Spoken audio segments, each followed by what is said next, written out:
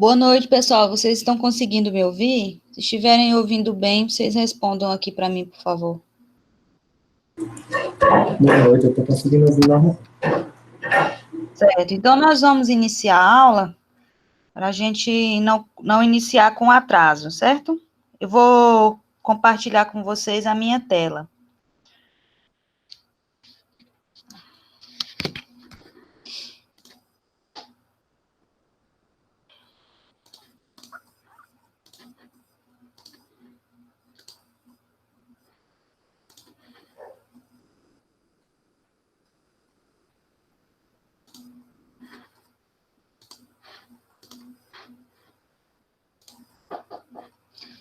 Então, como nós havíamos falado na aula anterior, nós iniciamos o conteúdo de rede coletora de esgoto, né? E naquele início que nós fizemos na aula passada, nós fizemos a primeira parte, né? A parte 1. Agora nós vamos para a parte 2, que entramos nos parâmetros de dimensionamento, ok? Recapitulando, então, do que foi falado desde a primeira aula, né? O esgoto, ele é composto por, quando a gente fala em esgoto sanitário, ele é composto pelo esgoto doméstico, esses das residências, enfim, o esgoto industrial e as águas de infiltração. Essa é a composição do esgoto sanitário, né? E quando nós vamos começar o dimensionamento da rede coletora, o principal item que a gente começa, os estudos são pelas vazões, né? São as quantidades de efluente. Então, a contribuição do esgoto doméstico, ela depende de alguns fatores. Essa contribuição é o quê? Essa contribuição é a vazão em si, né? Quantidade de esgoto que eu tenho que escoar, quantidade de esgoto que eu tenho que transportar até a estação de tratamento. Essas contribuições, elas dependem de alguns fatores. Que fatores seriam esses? A população, e aí é feito um estudo do crescimento populacional, tem alguns métodos para você estimar essa quantidade da população. O consumo efetivo, que é o que a gente chama de consumo per capita, né? Ele é denominado pela essa letra Q minúsculo. E esse consumo per capita é assim, a quantidade de consumo por dia, por habitante dia, certo? Deixa eu voltar aqui.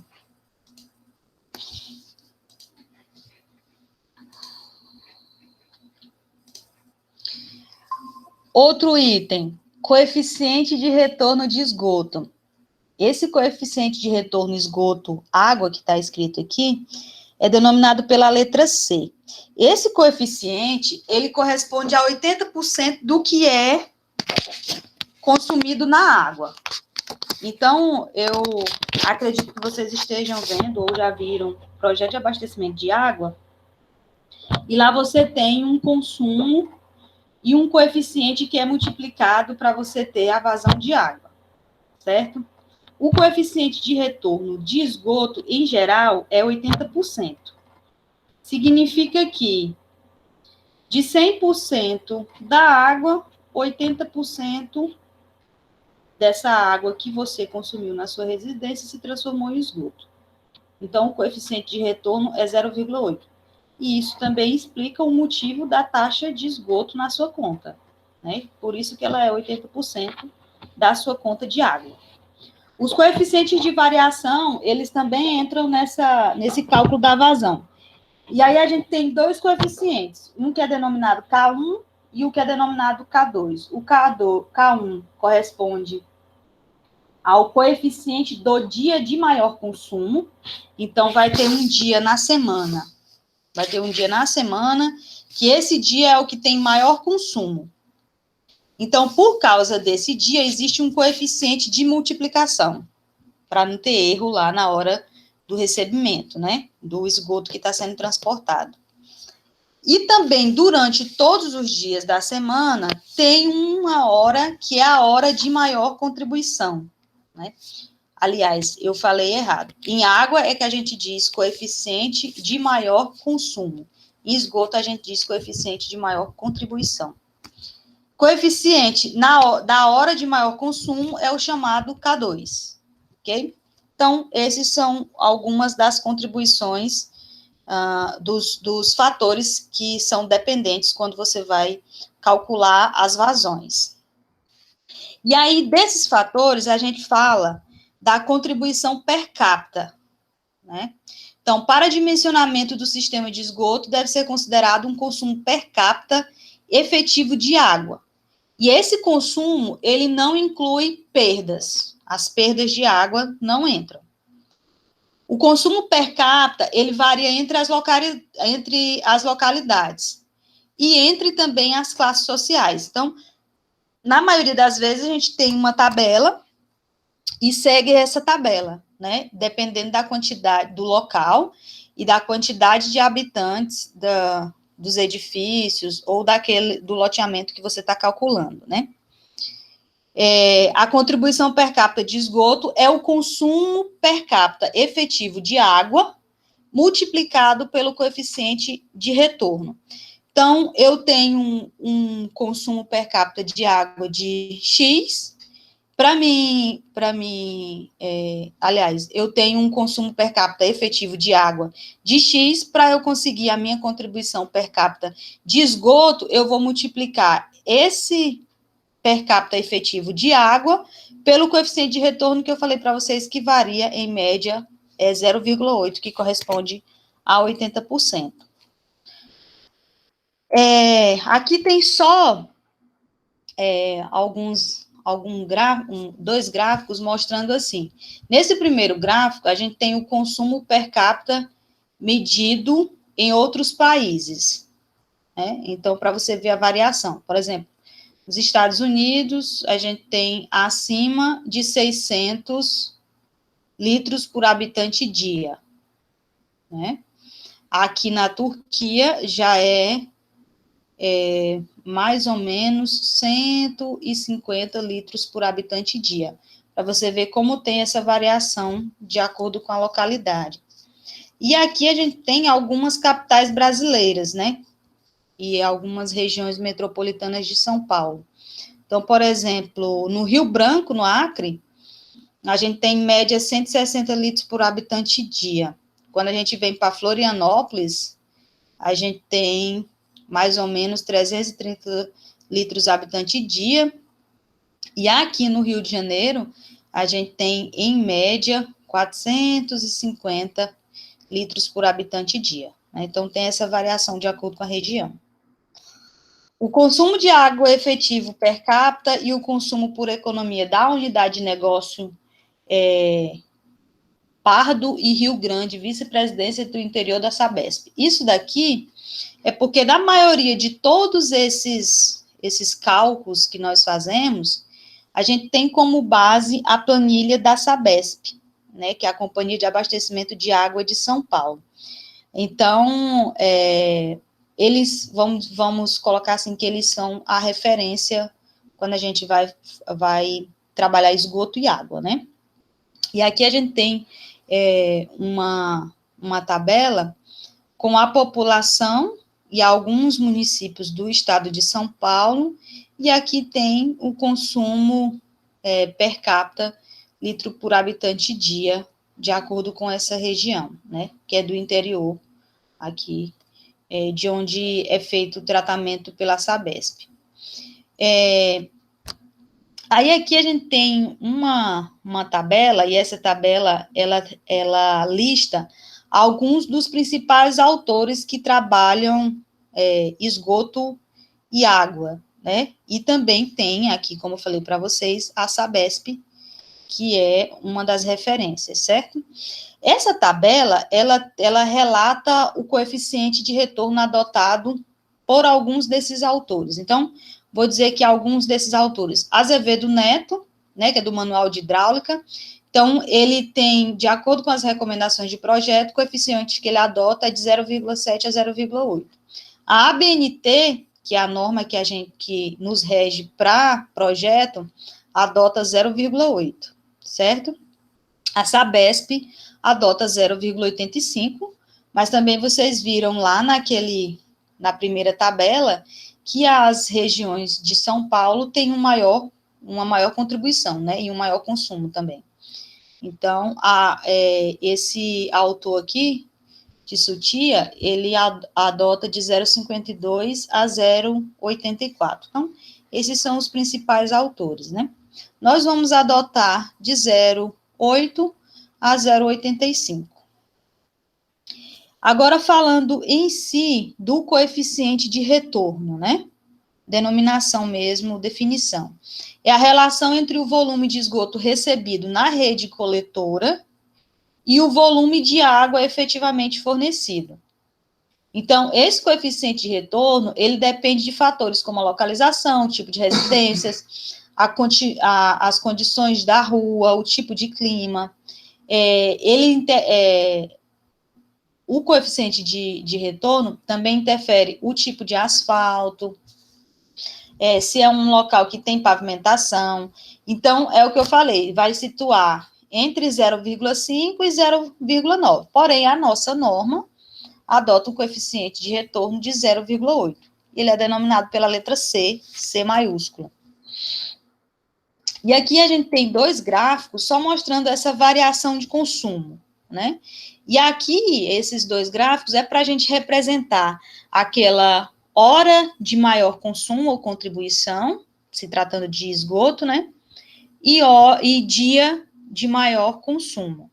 Então, dos dias da semana, como havia falado para vocês, vai ter um dia, foi feito os cálculos, terá um dia, que esse dia será o dia de maior contribuição ou maior consumo. E também terá um horário, que é o horário de maior contribuição ou maior consumo. E se tratando dos dias, varia muito de região para região. E do horário para a nossa região, geralmente os períodos de pico são entre 6 horas e 18 horas e 19 horas, que é o período que o pessoal chega em casa. E em algumas outras localidades, por exemplo, como São Paulo, o horário de maior consumo já vai ser lá para as 22 horas, que é o horário que as pessoas chegam, né?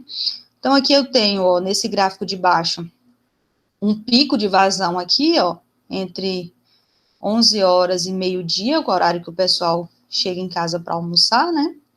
Aqui a gente não tem relação do lugar, né? E nesse outro aqui, a gente tem também um pico de vazão no início da semana, ok? Essa variação de consumo, a anual, você vai colocar a vazão máxima e dividir pela vazão média, em relação ao ano, né? Assim como as do dia e assim como a da hora de maior consumo. Então, os coeficientes de variação são K1, K2 e K3. O K1, coeficiente de máxima vazão diária, e o K2, coeficiente de máxima vazão horária, ok? Por norma, quanto que a gente adota? Para K1, nós adotamos 1,2, e para K2, adotamos 1,5. Para K3, que é a mínima vazão, a gente adota por norma 0,5. E agora, em se tratando da água de infiltração, né? Quando nós calculamos e fazemos dimensionamento da rede, a gente tem que levar em consideração as águas de infiltração que vão acontecer, né? Que vão ocorrer. Então, a infiltração na rede, ela também vai depender das condições locais. Então, o nível do lençol freático, o tipo de solo, o material da tubulação, o tipo da junta dessa tubulação, a qualidade de assentamento dos tubos. E pela norma, a 9642, a taxa de infiltração, que é denominada TI maiúsculo, né? Ela vai variar de 0,05 a 1 litros por segundo vezes quilômetro. Essa é a unidade, certo? E agora, se tratando de esgoto industrial. Quando a gente fala em esgoto industrial, tem um decreto né, e aí é um decreto já bem antigo, ele fala o seguinte: onde houver sistema público de esgoto em condições de atendimento, os efluentes de qualquer fonte poluidora deverão ser nele lançados, né? Então, independente se seja de esgoto industrial ou doméstico, onde eu tiver essa fonte poluidora, eu vou ter que pegar esse esgoto e lançar, né? Agora, o regime de lançamento, ele terá uma vazão máxima de 1,5 vezes a vazão média diária. Não posso exceder a isso, né?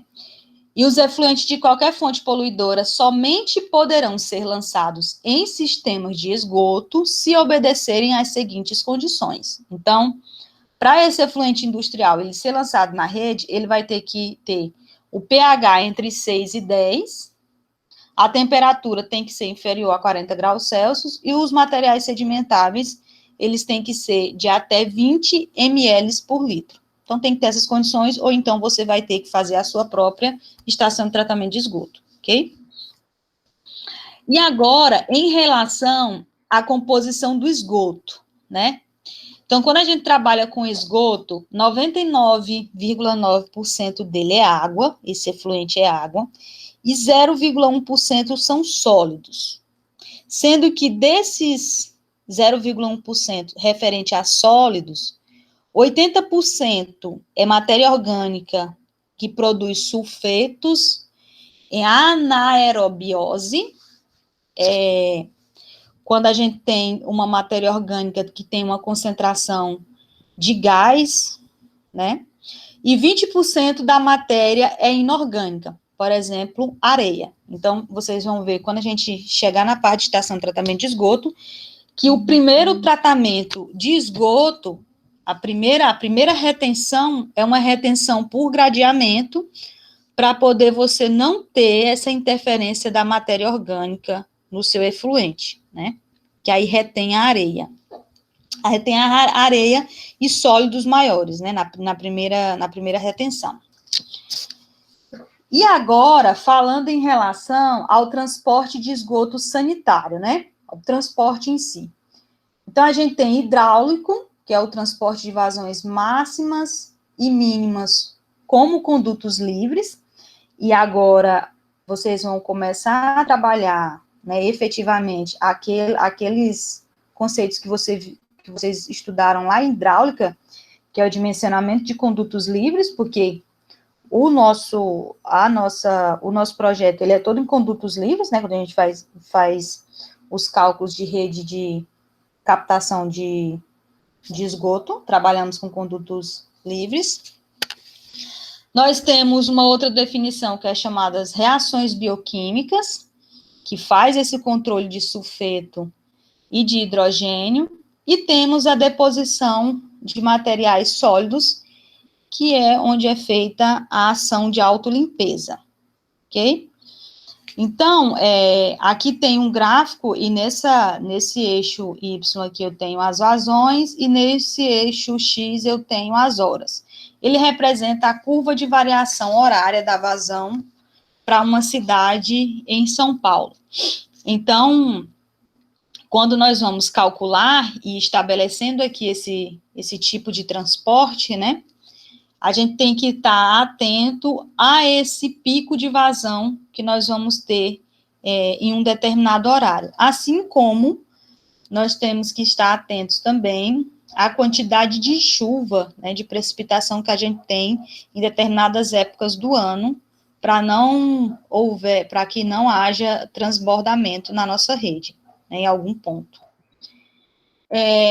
Essa foto aqui, ela representa a distribuição da corrosão devido ao ácido, né? Ácido sulfúrico. Então, a gente tem gás e tem muito ácido no esgoto. Então, dependendo da forma do material do seu conduto aqui, que a gente trabalha com conduto livre, como eu falei, essa parte de cima dele é onde acontece a maior corrosão, certo? Então, aqui embaixo, a gente consegue até ter uma condição favorável na tubulação, mas na parte de cima a gente tem muita corrosão por ácido sulfúrico. E aqui tem apenas duas figuras para mostrar para vocês como que se dá essa corrosão. Então, a corrosão, ela entra até na parte que a gente tem o concreto em si, né, o ácido. O ácido não, desculpa, o aço. Então, onde a gente tem a parte de aço, e aí tem corrosão dessa armadura da tubulação. E aí é por isso que é importante fazer a limpeza, né? É por isso que quando a gente faz esse projeto da rede, a gente tem os postos de visita para poder conseguir fazer essas limpezas, e os tubos de inspeção e limpeza, né?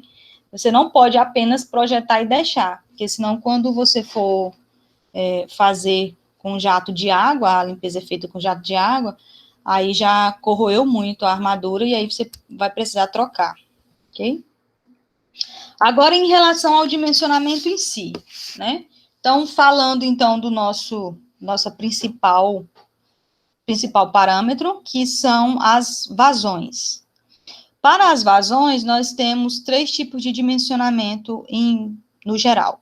Então, método de cálculo, vamos dizer assim. Então, quando não existirem medições de vazão utilizáveis no projeto, a gente utiliza um tipo de dimensionamento.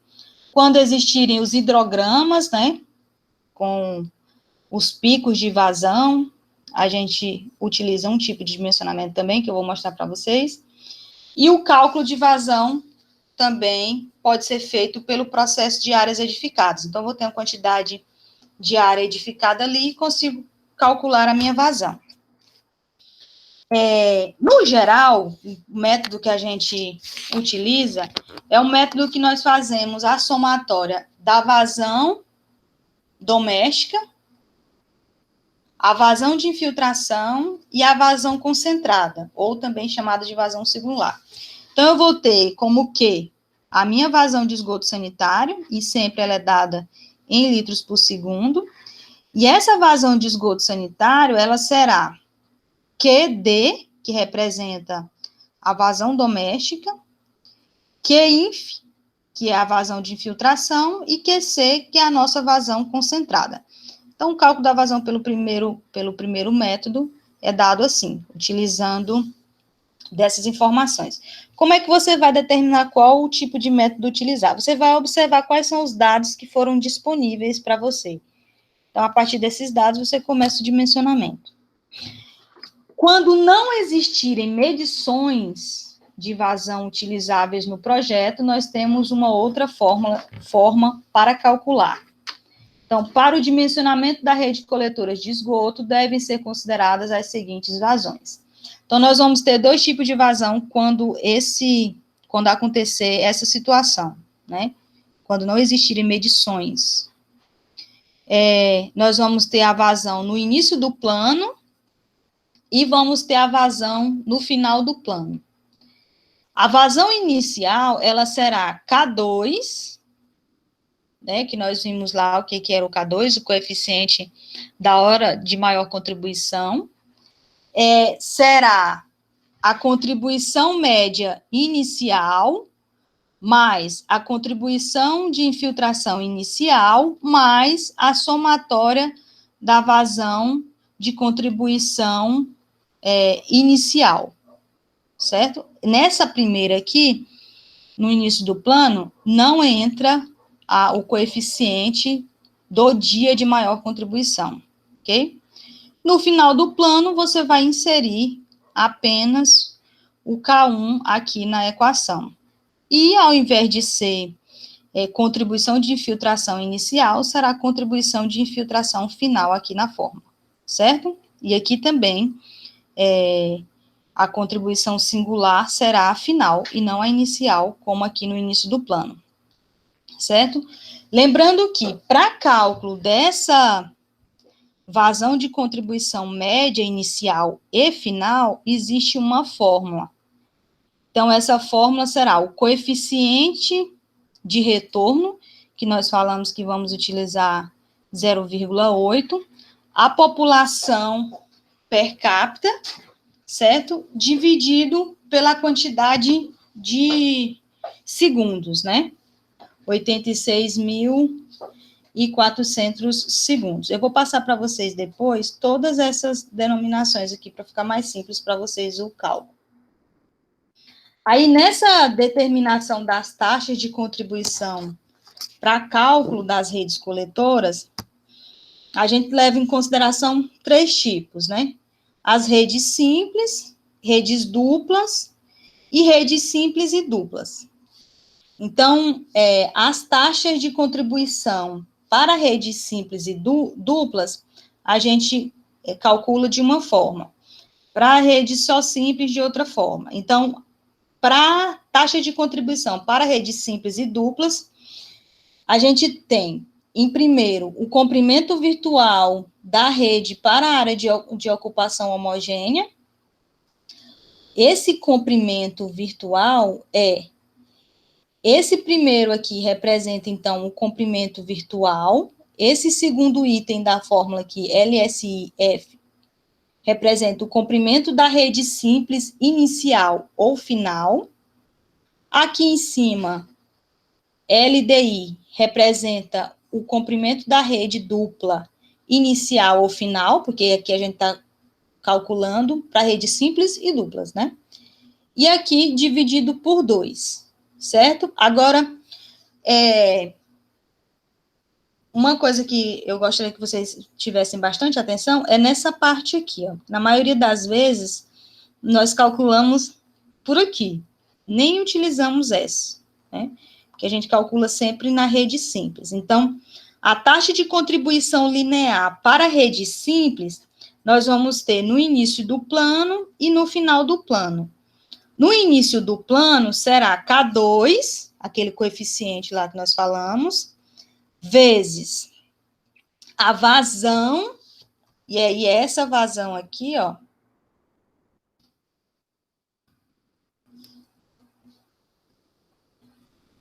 essa vazão aqui que foi encontrada, a vazão sobre o comprimento mais a taxa de infiltração, ok? Tanto para inicial quanto para final. Quando nós falamos de taxa de contribuição linear para a rede dupla, nós vamos ter também para o início do plano, e aí vamos ter K2 vezes a vazão, dividido por 2 vezes o comprimento, mais a taxa de infiltração. Isso daqui eu vou passar para vocês num exercício, e vai ficar mais simples para vocês poderem compreender, né, do que falando assim, mas é porque eu preciso primeiro mostrar os parâmetros para vocês. E aí, agora falando mesmo da marcha de cálculo, né? Quando nós vamos fazer o dimensionamento de cálculo, para não ter erro, certo? Para você seguir aquele passo a passo. Então, primeiro, para todos os trechos da rede, você vai ter que estimar vazões inicial e final. Então, QI e QF, né? Quando inexistir dados de pesquisas comprovados com qualidade estatística, recomenda-se como menor valor da vazão 1,5 em qualquer trecho. Então, imagina que você calculou em determinado trecho, mesmo fazendo o cálculo, a sua vazão deu inferior a 1,5, você vai jogar para 1,5, porque é o que é recomendado por norma.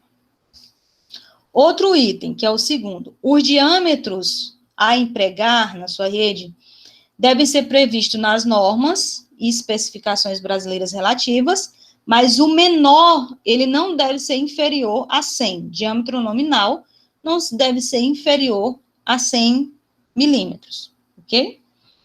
A declividade de cada trecho da rede coletora, ela não deve ser inferior à mínima admissível calculada, e aí eu vou mostrar para vocês, e nem superior à máxima calculada.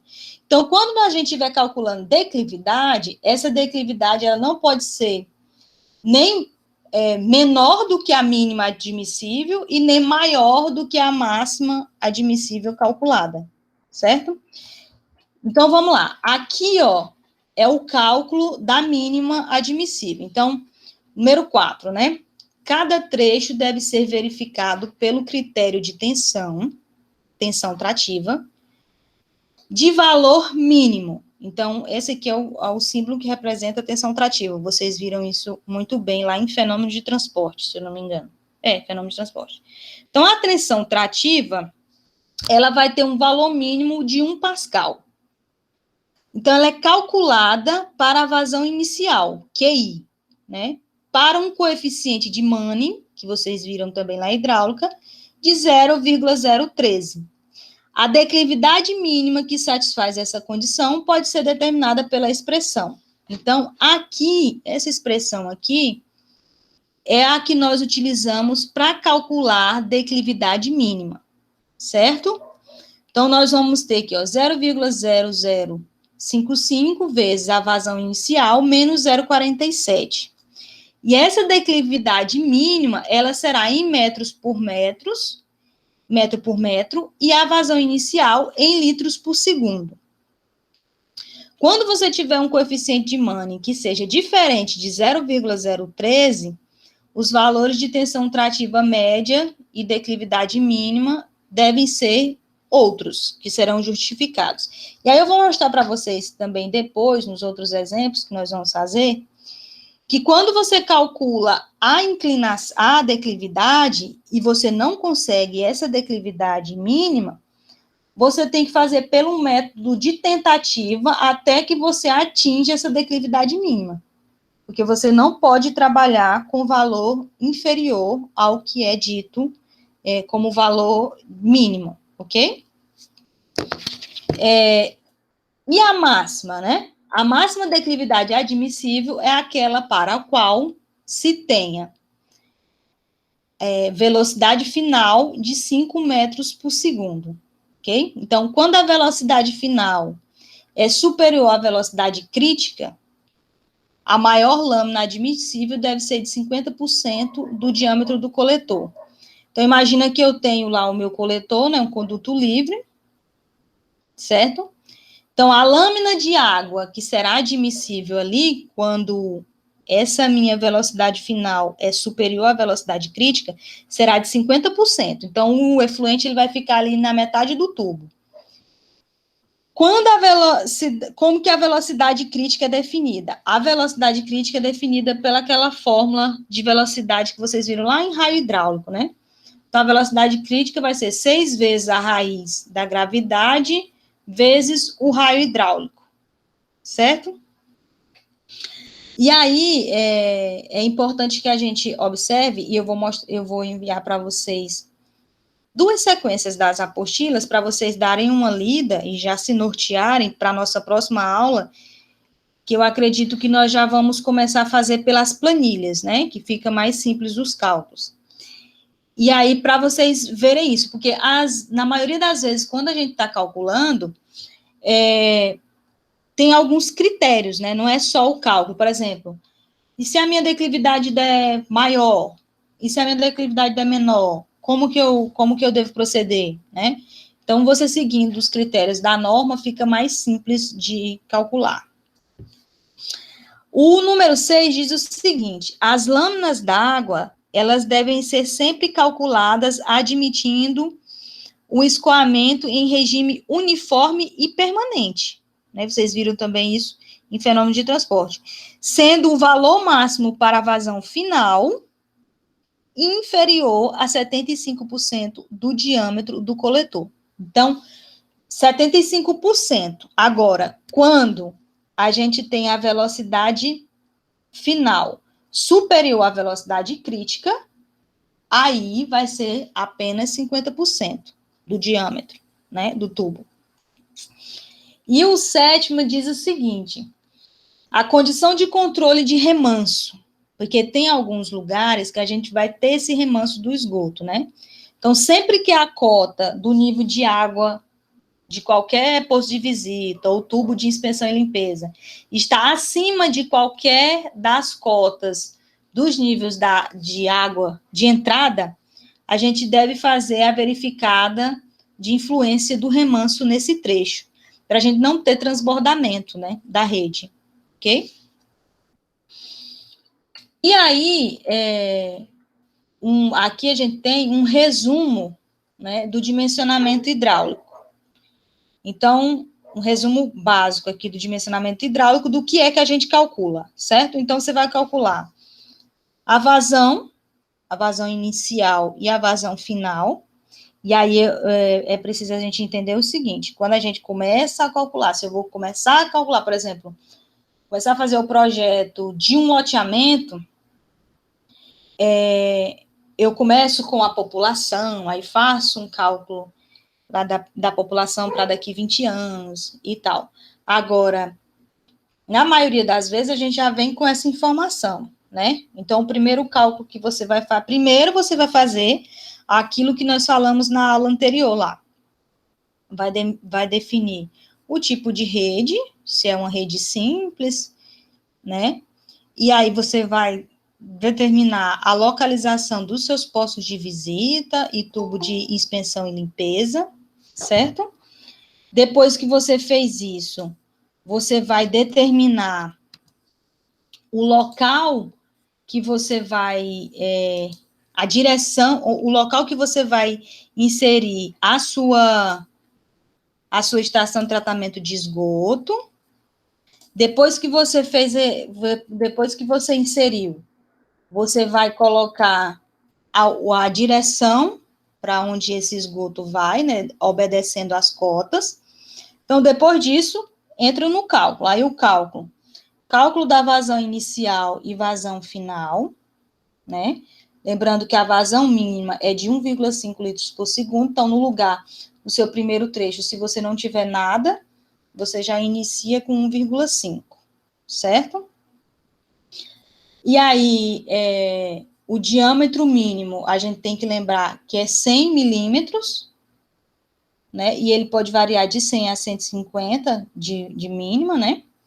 A declividade mínima é calculada por essa primeira fórmula aqui. E aí a gente tem que lembrar que esse aí é o mínimo de declividade que eu posso utilizar, então eu vou calcular, e eu não posso ter uma declividade inferior a essa, né? Tenho que utilizar o valor daqui que eu calculei. A minha declividade máxima, considerando a minha velocidade final de 5 metros por segundo, é calculada por essa fórmula aqui que eu mostrei a vocês. E aí, eu tenho que verificar pelo método da tentativa o que eu vou ter que ajustar aqui. Eu vou mostrar para vocês também quando a gente estiver fazendo os exemplos.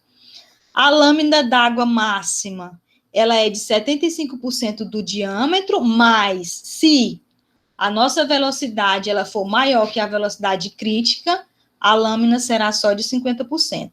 E tem que observar o controle de remanso, né, de acordo com essas velocidades, certo? Então, em relação a diâmetro, velocidade máxima, declividade máxima, para você manter a lâmina máxima em 0,75, ou seja, 75% do diâmetro, o diâmetro mínimo necessário pode ser calculado diretamente por essa fórmula principal aqui. E essa fórmula, ela leva em consideração um coeficiente de rugosidade lá de Manning, né, de 0,013. Então, vou ter que o diâmetro será 0,046 vezes a vazão final sobre a raiz da declividade elevada a 0,375. Para manter a velocidade máxima em 5 metros por segundo, você também pode utilizar uma expressão que aproxima a declividade máxima. Também é válida apenas para o coeficiente de rugosidade de 0,013. Depois eu vou passar para vocês, então, vocês já fizeram hidráulica tem algum tempo, né? Eu não sei. A tabela dos coeficientes de rugosidade. Esses coeficientes de rugosidade, vocês viram lá, hidráulica, ele vai variar de acordo com o tipo, né? Do tipo do tubo. Então, se é de concreto, se é de ferro fundido, enfim. Vai variar de acordo com o tubo. Então, essa declividade máxima, ela vai ser 4,65 vezes a vazão de infiltração elevada a 0,67. Certo? Vazão de infiltração não, desculpa, vazão final. E aí, a gente entra também em dois conceitos que são os de manutenção, né? Dois tipos de manutenção. Então, nós vamos ter a manutenção preventiva, são serviços feitos para obter melhor desempenho no sistema, e essa manutenção preventiva, ela tem o objetivo de antecipar o problema, né? E a manutenção corretiva, como o próprio nome já diz, que é para corrigir os problemas de obstrução e rompimento dos ramais e dos coletores, né? E aí aqui eu tenho só algumas fotos para vocês de poços de visita de concreto, tubo de inspeção e limpeza de plástico, alguma ligação domiciliar, como que é feita a desobstrução aqui de ramais, né? Feito, na maioria das vezes, por esse sistema de bombeamento aqui, chamado FlexiCleaner. E também tem a desobstrução de rede coletora, que também é feita com um sistema tipo de jato, que é chamada SuareJet. É um hidrojateamento, né, para você poder conseguir desobstruir a rede aqui. E aí tem também o sistema de desobstrução por vácuo, também é utilizado. Tem um que é vácuo e hidrojateamento em conjunto. E agora eu vou passar para vocês um exemplo, e esse exemplo aqui é um exemplo bem simples para a gente começar a compreender os cálculos de vazão, né? E aqui eu vou ter uma que é chamada vazão unitária. Essa vazão unitária, ela é denominada, né? Então, como eu falei para vocês, quando você for calcular as vazões, vai depender dos dados que você tem, né? Então, nesse exemplo aqui, nós vamos calcular a vazão unitária, né? A vazão unitária é representada por esse QE, né? Vazão unitária. Essa vazão, ela é por metro de rede coletora, certo?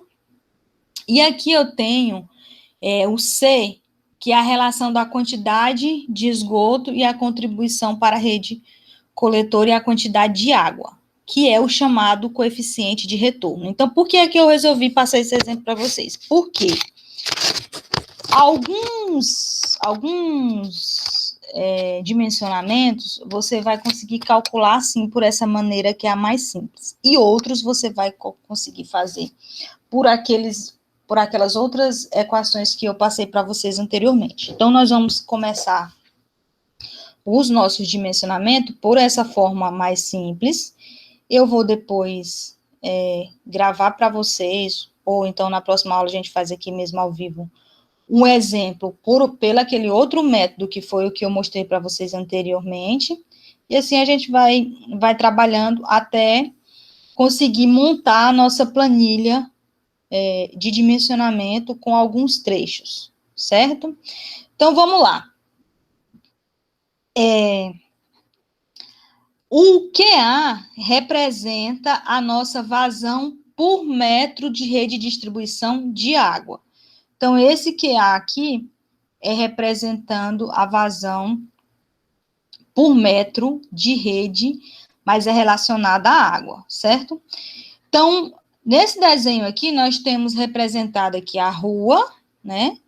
E aí temos um trecho, que esse trecho, ele tem 84 metros. Os lotes aqui tem 12 metros de frente, que é chamado de testada, e sendo que em cada lote aqui foi dito que tem 5 pessoas, certo? Então, o que a gente quer calcular? Nós queremos calcular a nossa vazão unitária, ok? Lembrando que, nesse cálculo da vazão unitária, tem alguns conceitos aqui que a gente tem que lembrar, né? Porque é visto na parte de água, né? Abastecimento de água. Então, N é o número de pessoas por lote. O Q é a cota per capita, que é o que eu falei para vocês lá no início da aula, que é dada em litros por habitante e dia. K1, coeficiente relativo ao dia de maior consumo, e agora é consumo porque a gente está falando de água, né? E K2 é o coeficiente relativo à hora de maior consumo ou demanda, né? E T é a testada, certo? Isso aqui são as primeiras definições. Por que a gente vai fazer essa definição? Porque a nossa vazão de contribuição, que é chamada QE, ela é calculada multiplicando essa vazão de consumo de água pelo coeficiente de retorno, ok? Então, como que eu vou calcular esse coeficiente de água? Então, a água será 2, isso aqui já vem na fórmula, e foi obtido lá, quando vocês viram em projeto de abastecimento de água, ou estão vendo. N é o número de pessoas por lote, Q é a nossa cota per capita, K1, coeficiente do dia de maior consumo, K2, a hora de maior consumo. Dividido por 86.400 vezes a testada do lote, certo? Fazendo essas substituições aqui, então, eu tenho 2 relativos à fórmula, né? Vezes 5, que é o número de pessoas por lote, foi dado aqui no exercício. 150, que é a cota per capita, foi dada também. 150 litros por habitante dia. 1,2 representa K1 e 1,5 representa K2, certo? Dividido por 86.400 vezes 14, que representa a testada média do lote. Nesse exemplo aqui, foi colocado 14, diferente do que foi colocado aqui, ó. Eu não fiz a correção, certo? Mas é 14, a frente média é 14 e não 12. E eu até fiz a correção e esqueci de alterar aqui. Então, nesse cálculo aqui, encontrou-se a vazão para a água, né, de 0,022 litros por segundo metros, ok?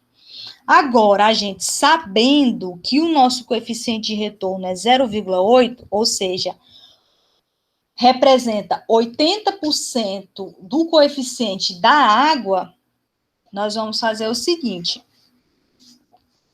a fórmula para esgoto será a representação aqui do coeficiente de retorno vezes o número de pessoas por lote, vezes a per capita, vezes K1, vezes K2, dividido por 86.400, vezes o T, certo? Então, como aqui é atribuído um coeficiente de 2 para a água, e nós sabendo que o nosso coeficiente de retorno representa 0,8, então 0,8 de 2 é 1,6, certo? Então, vou colocar aqui 1,6, ok? E aí, eu vou fazer o seguinte, vou fazer as substituições aqui, as mesmas substituições que nós fizemos para encontrar QA, certo? Que eu preciso dessa representação dele aqui. E aí, fazendo as substituições, eu vou ter 0,018 litros por segundo vezes metro, certo? Agora, o comprimento das ruas, em geral, ele varia de 150 a 250, né? E esse 150, 250, por exemplo, 150 metros por hectare, né? Então, o final aqui, a nossa vazão de contribuição final, ela vai ser a multiplicação desse valor que eu tenho aqui, e essa conta aqui, ela é feita apenas para representação, para vocês verem como que é feito, né? Porque entende-se que você compreende os conceitos lá de abastecimento de água, porque a gente só pega essa representação aqui do 2, certo? Dessa fórmula aqui, que é a fórmula geral, né? Então, voltando aqui, esse comprimento, ele é dado em metros por hectare, né? Então, no geral, ele vai variar de 150 a 250. Nesse exercício aqui, admitiu-se 190 metros por hectare, certo? Então, no final aqui, a nossa vazão, ela vai ser 0,018, que é o que você encontrou aqui, certo? Multiplicado por 190 metros por hectare, ok? E aí ele vai conseguir um valor de 0,34 litros por segundo hectare. Essa aqui é uma das principais fórmulas que tem quando você não consegue calcular por aquele outro método que eu mostrei a vocês anteriormente, ok? Agora eu vou mostrar para vocês aqui uma parte que é bem interessante, que é o que vai fazer vocês compreenderem quando a gente estiver calculando pela planilha. Então, nós vamos ter a representação de outras vazões. Que são essas outras vazões? Nós vamos ter a vazão unitária, e tem em algumas vezes, quando você vai dimensionar a rede, essa vazão, ela já vem determinada para você. E você vai ter também a vazão unitária, que é a que vai ter, né? Já vão passar para você. E você vai ter a vazão do trecho, daquele ponto que você está calculando. Vai ter uma vazão que é chamada vazão de montante e vai ter uma vazão que é chamada vazão de jusante. Então, a gente tem vazão unitária em litros por segundo metro, vazão do trecho em litros por segundo, o comprimento do trecho, que é L em metros, a vazão a montante, que será a soma das vazões que chegam ao posto de visita de montante, em litros por segundo, e a vazão de jusante, que é dada em litros por segundo também, que é a posterior, vamos dizer assim, né, a nossa vazão posterior. Como que são calculadas? A vazão no trecho, ela vai ser a sua vazão unitária, a vazão de início que você tinha, né, vezes a vazão, vezes o comprimento, que é dado em metros. E a nossa vazão de jusante será a vazão de montante mais a vazão do trecho.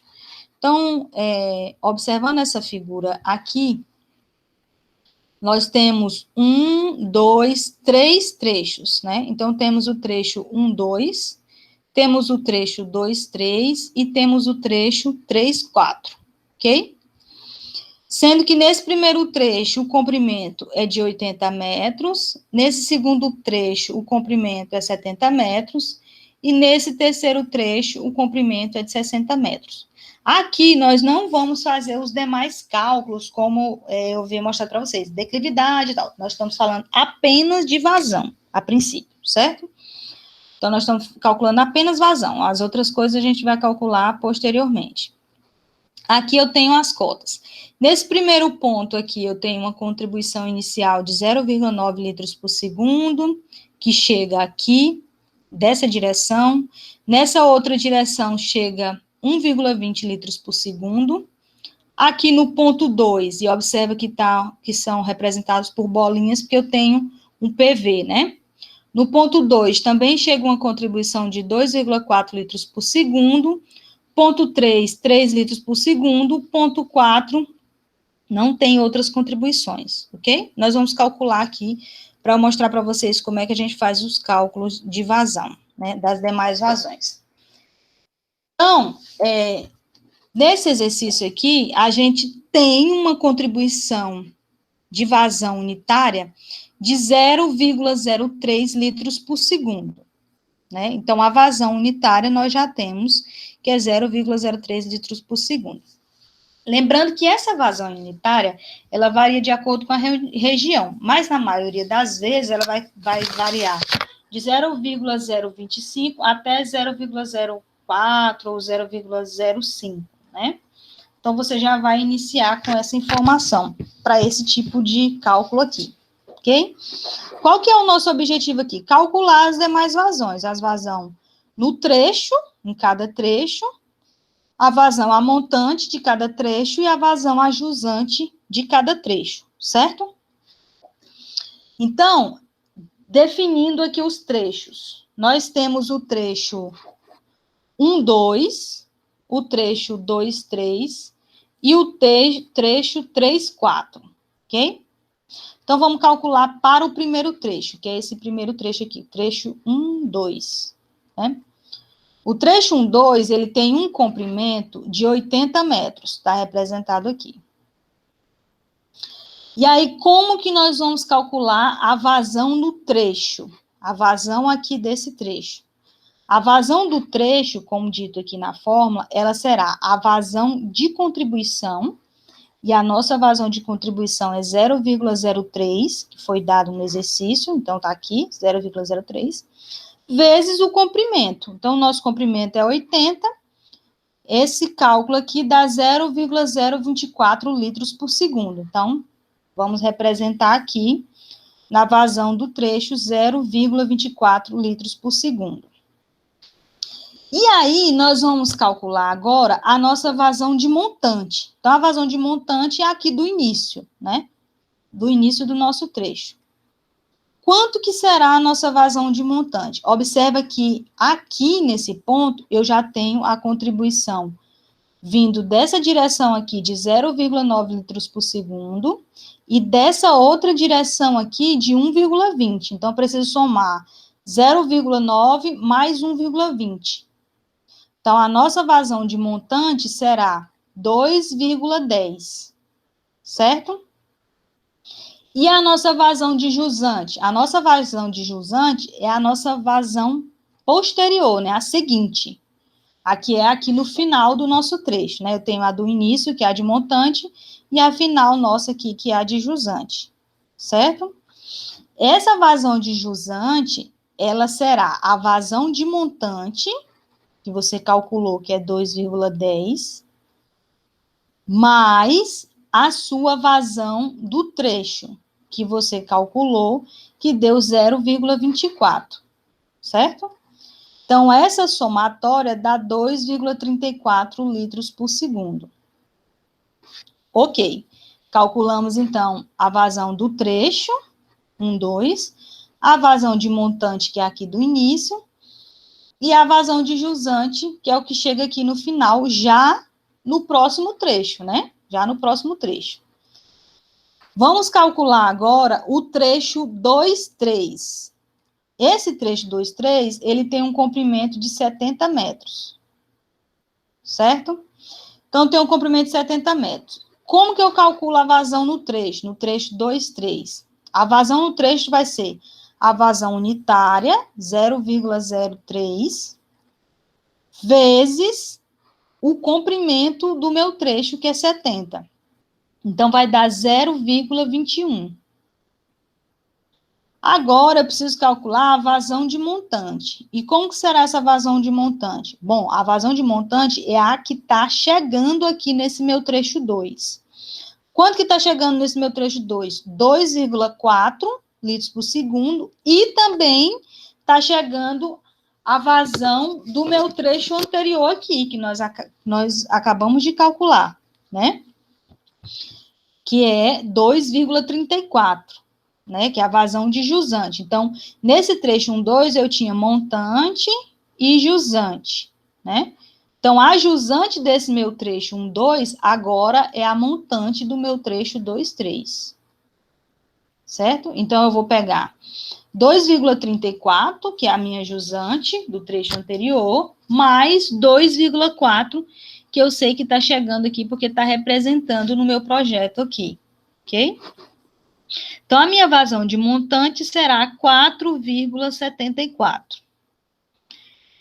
Agora, eu vou calcular a minha vazão de jusante, que é o que vai chegar aqui, no final do meu trecho 2, 3. Como que será feito esse cálculo? Será 4,74, que é a minha vazão de montante, mais a minha vazão do trecho, que nós calculamos que deu 0,21. Então, será 4,95, ok? Essa é a minha vazão de jusante. E no meu trecho 3, 4? Esse meu trecho 3, 4, ele tem um comprimento de 60 metros. Então, como que eu vou calcular a minha vazão no trecho? A minha vazão no trecho será a minha vazão unitária, 0,03, multiplicado por 60, que é o comprimento do trecho. Então, vai dar 0,18, ok? E a minha vazão de montante? Bom, a minha vazão de montante, ela será, minha vazão de montante do trecho 3/4, né? Ela será 3, que é o valor que eu tenho aqui, que eu estou vendo, que está chegando de um outro trecho para esse meu PV aqui, certo? E a minha vazão de jusante do trecho anterior, que era o trecho 2,3. Qual que era a minha vazão de jusante do trecho anterior? 4,95. Então, eu vou somar 4,95 mais 3. Então, dá 7,95. 7,95 vai representar a minha vazão de montante do meu trecho 3/4, ok? E como será a minha vazão de jusante? A minha vazão de jusante, que é o que vai chegar aqui no final do ponto 3/4, será 7,95, que é a minha vazão de montante, mais a minha vazão no trecho, que é 0,18. Então, a minha vazão de jusante no ponto 3/4 será 8,13. Ok? Então, resumindo aqui do que nós falamos, né? Nós vimos o princípio do cálculo, vimos quais são os parâmetros para cálculo, né? Então, falamos da declividade, do diâmetro, das vazões, dos tipos de vazões, de como são feitos esses cálculos, apresentei para vocês as fórmulas. Falamos agora anteriormente da vazão unitária, né? E na maioria das vezes você já vai vir com esse valor para início do seu dimensionamento. E agora falamos das demais vazões, vazão inicial ou final, ou também chamado de vazão de montante e vazão de jusante, certo? Aqui, todos esses cálculos que nós fizemos são relativos apenas à primeira parte da tabela, que são as vazões, né? E sempre tratando de rede simples, né? De dimensionamento de rede simples. Eu vou deixar para vocês no SEI alguns exercícios, se eu não me engano, são 2 exercícios, que são referentes a essas vazões unitárias, né? A esse cálculo mais simples que nós fizemos de vazão unitária. Na próxima aula, nós vamos iniciar o outro dimensionamento, que é seguindo aquela marcha de cálculo que eu falei para vocês. As vazões inicial e final, que é essa de montante e jusante. Depois vamos fazer os cálculos das contribuições, os cálculos de declividade, de inclinação. Vamos fazer os cálculos do diâmetro e vamos ver quando a gente vai utilizar 50% ou 70% ou 75% da rede coletora. Mas, a princípio, para essa aula de hoje, eu gostaria de deixar para vocês, então, só essa parte das vazões. Então, eu vou deixar lá no SEI para vocês responderem apenas esses 2 cálculos que vocês vão olhar aqui como foi feito, e eu vou passar para vocês também o PDF dessa aula. Então, vocês vão olhar qual é a vazão, e aí você vai utilizar, para o cálculo lá, só essa vazão unitária. Você não vai trabalhar com aquela outra fórmula anterior. Você vai trabalhar só com essa vazão unitária para efeito de cálculo, desse cálculo que eu coloquei para vocês lá na tabela.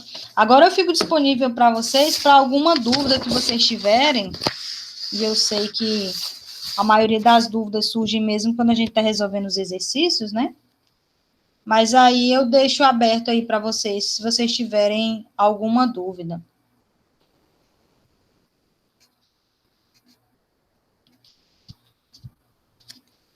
Ou não tem nenhuma dúvida. Oi? Só na hora da atividade, Lucas? Por enquanto, sim, professor. A gente vai fazendo aqui, talvez surja, né? Isso, Tá. Então, vou fazer o seguinte, eu vou deixar lá para vocês, e aí vocês Essa turma eu tô achando pouca gente, é só 4 pessoas, é? Porque na aula anterior, se eu não me engano, tinha 4 pessoas.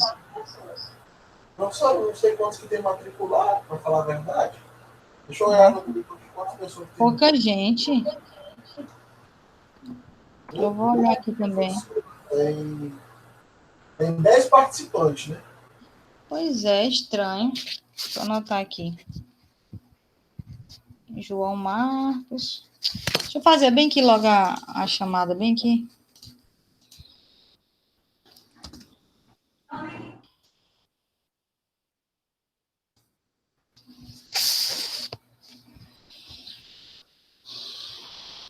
E aí a gente encerra a aula de hoje. Registrar aula.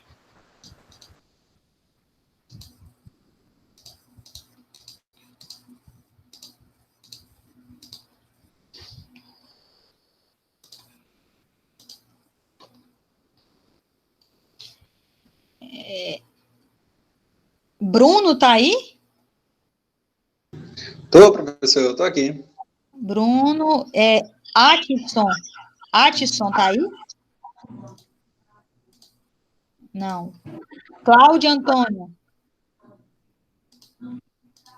Diego. Presente. Eduardo Alves de Oliveira.